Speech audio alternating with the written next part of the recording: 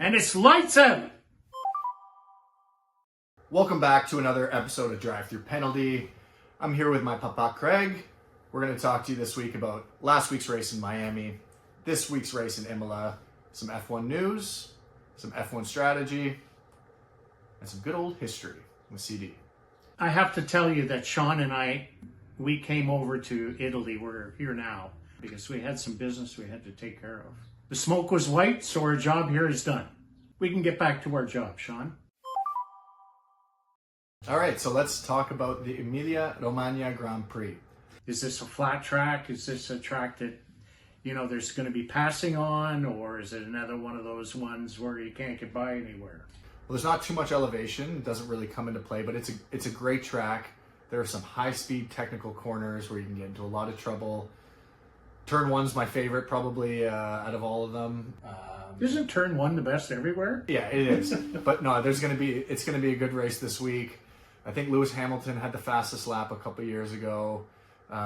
It's not necessarily a long track, 63 laps, 4.9 kilometers long, 1 DRS zone.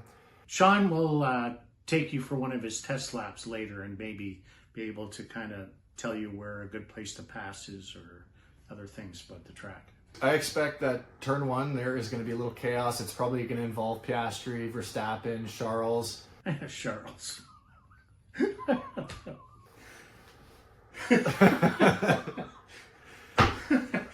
You don't even talk about Lewis anymore, so Oscar. I know. You asked if anything's going to change this week. I don't know. I really don't see much changing in terms of the McLaren guys being on top again. They'll probably finish pole, second place. I'm not even going to say it, but I'd love to see Ferrari on there. Luigi Hamilton. Yeah, Luigi Hamilton, exactly. I don't know. I don't know where he's going to be this week. I don't want to jinx him. So when we say we don't know if it's going to be much different than last week, that's a good thing because I could watch a race like that every 2 weeks. So there's a lot on the line this week for guys like Lando Norris and Max Verstappen who, Oscar's not too far ahead right now in the Drivers' Championship, but, he wins again, we might see him pull away. I think there's a lot on the line for Ferrari. This is a home race. Now, Monza is their home track, but it's in Italy, and this team is under a lot of pressure. And I don't think they're going to crack the top 3. Never mind that. That's not even talking about Mercedes. They are bringing some upgrades this week. We're not exactly sure what it is yet. We'll have to wait a little bit to find out what it is. Fingers crossed the upgrades work for them this week. I don't want to be talking about Lewis and Charles every week and how poorly Ferrari's doing, so I really hope some things change. Listen, it's in Italy. It's like cheering for the home team. If you don't have a horse in the race, I always like to see the home team win because the fans have so much fun when that happens. So, Ferrari wants to do well. Let this be one of the places they do it. Well, the Tifosi will be out this week, let me tell you. They're probably already sleeping at the track trying to get good position. It's gonna be a really good race. I hope they don't change the livery to all blue because the fans will be sitting there and they won't know what happened to Ferrari. They will never change the livery to all blue. We've been hoping for that for 2 years in Miami, and they just put a little bit on the spoiler. Okay, Sean, get in your car and take us for a run. All right, we'll see you guys in 1 minute and 20 seconds. Long straight here to start the lap. Open DRS, reaching top speeds of 330 kilometers. Probably the best place on the track to pass. Really tough first corner. Late braking at 75 meters. Staying tight to the sides. Open exit. Tricky next corner here. Full power. Need to just clip the curbs here and not go too hard onto track limits. And that brings us to the end of the first sector. You can actually go quite deep into this corner. You want to maximize track limits here as you are doing your big uphill climb. Coming up to the fastest corner of the track right now. Again, trusting your tires, maximum track limits. Double right-hand turn, probably the most technical on the track. Just wants to throw you out to the other side. Do not cross that line, you are good. And very tough braking zone here. Tight technical corner. Always maximizing track limits. Full power ahead. Coming up to a very difficult downhill left turn, using your brakes.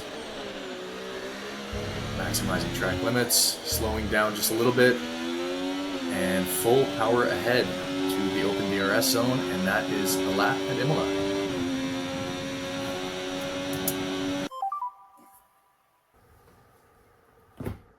Welcome back, Mystery Man. Good job. Thank you. You know, it's funny. I noticed something on that track, and it's does it run anti-clockwise? Good observation. It is the only F1 circuit to run counterclockwise, as far as I know. All right, so predictions this week. Craig, give us your top 3. Well, I'm sorry. It's getting pretty consistent. I'm going to go with Piastri, and which means I should probably take Lando Norris. I'm stuck on 3rd, and I'm going to be pulling for a red car. I'm going to say one of the Ferraris, and you know, it doesn't matter which one it is. If I pull this one off, I win again. You got to pick one. Louis Leclerc. Okay, Louis Leclerc. So Oscar, Lando, Louis Leclerc. Perfect. Yeah. All right. I also think it's going to be a McLaren up top. This week I think it's going to be Lando. I think it's going to be one of the guys in red. This is going to be the last time I take it, of course. Hamilton 2nd. Oscar 3rd. Yeah. Good luck to you. Good luck to you. You're going to need it more than I. All right, well, let's jump into everybody's favorite segment of the week, F1 history with Craig. So if you remember the history lesson last time, we did it on Bernie Ecclestone. And the reason I got on to Bernie last week was because originally I was going to try and explain how they divvy up all the money in Formula One. And the farther I got into it, the more important I realized Bernie was. And it was Bernie, as we mentioned last time, who kind of put the whole thing together in the Concord Agreement, if you recall. And so now that we have the Concord Agreement and Liberty Media bought the company, as they did before, they now still have 2 managing sectors, and one is the shareholders, and the other one is constructors, and each get 50% of, in 2024, that amount was $3.6 billion. And right off the bat, out of that 50%, the shareholders put 30% in their pocket like Bernie used to. So where did they get this $3.6 billion? Well, they get it from, they charge a fee, and it's on around an average of $50 million. They also have the media rights. There are the sponsorships. There's, I'm talking about the sponsorship for F1, like Louis Vuitton just signed on. You know, Rolex is there. Heineken. Yeah. There's also a fair amount of money made in merchandising. Because again, this is a global sport. This isn't like, buying a Toronto Maple Leaf sweater. The other way that they accumulate some funding, and it's substantial, is if they enter a new team. They've had Caddy come in. Cadillac has been allowed into the outfit, and this will be the first time they've had 11 teams on the grid in quite some while. But Caddy had to give $45 million to each of the 10 teams. So that was $450 million. So when you total everything up, you're at $3.6 billion. So of the 50% that goes to the shareholders, I told you that, they keep a substantial amount of it, but they also put money back into it. They give $36 million per team. And that, if you remember the conversation, that was to ensure that each team shows up for the race. They also contribute about 7.5% of their funding, of their take on the funding, towards the Constructors' Championship. Constructors' side will, of course, have their own money in there, but this is added on to by the shareholders. The shareholders also pay a large chunk of the historical payments, which, again, the reason we're having this conversation is there's a lot of people that don't know anything about this sort of thing. So Ferrari will get 2.5%, but they also will get 2.5% from the other side because they are the oldest team. They've been racing, I think, Formula One since 1950 or something like that. And it comes to a substantial amount. So the historical payments can range, it's like McLaren and Mercedes and Red Bull. So it's not just history, it's also performance related, and Williams, because they've been around forever. They probably get around, it varies from year to year, but they probably get around $100 million each for that. and Ferrari probably gets around 200 million. This is in addition, to all the funding they get from everything else. One last thing that the sponsorship group will pay for is the transportation costs. I couldn't find out what that was, but you can only imagine if you see the paddocks on race day. They put all that in a plane, and off it goes. I mean, I can't even guess. So the 50% that goes to the other side is for the constructor teams. And what they do with that money is there's prize money for the standings at the end of the season. I think McLaren was number one last year. They got $124 million. Don't forget, you add that $124 million to the other ones we just talked about. And I think probably the lowest one was Sauber. They probably made about $60 million. So a nice little chunk of change. Now you know why they fight so hard to come fourth instead of fifth. They also pay for the drivers. Now the drivers do not get rewarded for where they finish in a race unless it's written into their personal contract with the constructor. But I can tell you that the salaries, the highest salary, never mind everything else they can add into it, is Max Verstappen at 65 million. Lewis Hamilton's at 60 million. There's a bunch of guys at 20 million. All the other guys are at 10 million. And there's a couple of rookies that make between 500,000 and $1 million. The constructors can also bring in a lot more money too. And when you see all the decals that are on the cars, I mean, everybody has to pay for that. And it's costly because the viewership on this is huge. And, that's what you see is the car and the helmet. That's what you see all day long. So hopefully you can digest all that and know how to pass the buck. Yeah, thanks for that, Craig. I mean, it makes sense why you did the Bernie piece last week. Man, there is a lot of money that goes on behind the scenes. That was fascinating. Thanks again. Appreciate it. That was awesome. I hope you guys like that too. So before we wrap up today's video, let's chat F1 fantasy. So this is my team last week. We explained why we wanted to do this build, and we were going for budget.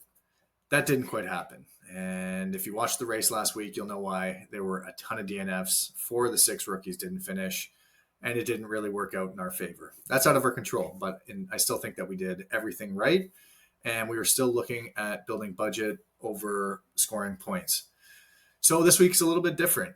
Budget building is kind of set aside for the week. It is going to be extremely tough. Now, when deciding my team, like I always do, I head on over to the F1 Fantasy Tools Budget Builder, which we can do right here. This really helps us visualize and make our decision as to who we want to pick up this week, who we want to drop, who's expected to gain us budget, who's going to lose us budget. So that being said, it's changed big time from last week. And guys we had on our team who we thought would be secure for another couple weeks, maybe even roll a limitless chip in because they would be great in the background. It's changed. You can see here in the tier B section of the chart, some new drivers have made their way to the top of this list. One is Colapinto, and he has been a big talk this week. All the big F1 fantasy guys are talking about him. Nobody knew how much he'd come in at, but it looks like they've finally announced and they've released his price. He is $4.5 million. In my mind, that's a steal. He has reached the floor price. I think he's worth much more than $4.5 million. And most importantly, he has a clean slate. There's no negatives that we have to overcome before we can start making money. All he's going to need this reach to gain us that 0.6 million increase is 6 points. Now, we know Imola is not really a track for a lot of overtakes. We've seen that in previous years. Colapinto only needs to score 6 points in order to get that maximum $0.6 million increase. Let's say he doesn't do that, 0.2 million increase. All he needs is 5 points, and we can work our way down the chart. Other drivers that we want to look at this week, obviously Lance Stroll, looking at this chart here. 9 points is a lot of points. Now, I'm not necessarily expecting him to give me that $0.6 million increase after this week, but even if we can leave with a $0.2 million, that's a win in my books. Hulkenberg has moved to the top of this list. He needs a lot of points. Now, there's been a couple of weeks where he has scored a lot of points, but that's been because other drivers have DNF'd. Outside of all that, I think the maximum points that he scored is 3. And 10 is going to be a reach. So I'm still on the fence with him. I actually don't know if I'll be able to include him based on the amount of money I have, but he's on our watch list for sure. Hajar, we already have him. We're going to keep him. He's looking okay, a lot of points, but he is driving that V-carb, and there's still potential. Alex Albon, I think, is on the top of everybody's watch list. If you can afford him instead of Stroll, I would probably do it. But as you can see, he needs a lot more points this week than Stroll does in order to get us that maximum price increase. So that kind of gives us an idea. McLaren, Mercedes still at the top in terms of constructors. If you can't afford McLaren and Mercedes, you can look at Kick, but I can't see Kick scoring too many points. They only need -2 to get that maximum 0.6 increase. For me, it's just not worth the little amount of points they're most likely going to score for that price increase. Williams, on the other hand, is a much stronger constructor, definitely a potential. So, keep that in mind. That being said, we have 3 transfers that we've rolled over from last week. Now, I don't think we're going to be able to utilize all of them based on the budget we have and moves that we want to make. But most importantly, Fernando Alonso's got to go and Ollie Behrman's got to go. So we're going to start here and we're going to kind of work our way up. Based on F1 Fantasy Tools, we are going to start with Lance Stroll, see how much money we have left over. And as you can see, we only have 5.2. An absolute must-have this week. If he's not on your team, you're probably missing out, is Franco Colapinto. So we're going to stick him in there. If I had the money, I would probably upgrade Bortoleto to Hulkenberg, which I don't. If I had the money, I would upgrade Stroll to Albon, and I don't. So I'm pretty confident that this is going to be my team this week. I'm not going to lock this in until I've seen, second, third practice, because anything can happen, and we always hold on. We try to gain as much insight as we can before making that final decision. But I'm pretty confident this is going to be the team that I move forward with. I'm not going to be using any chips this week. Limitless, again, doesn't look good because my drivers in the background are going to be losing me money, and it's not worth it. I'm going to most likely wait till Monaco, maybe Spa, but we'll see. Anyways, would love to see the builds that you guys have this week, so feel free to let me know your team below, and if you have any questions, feel free to reach out. Good luck to y'all. Well, thanks again, guys, for tuning in. Again, we hope you enjoyed this episode. Please like and subscribe. It would mean a lot to us. Hey, Sean, we're in Italy. Dove il vino? Arrivederci.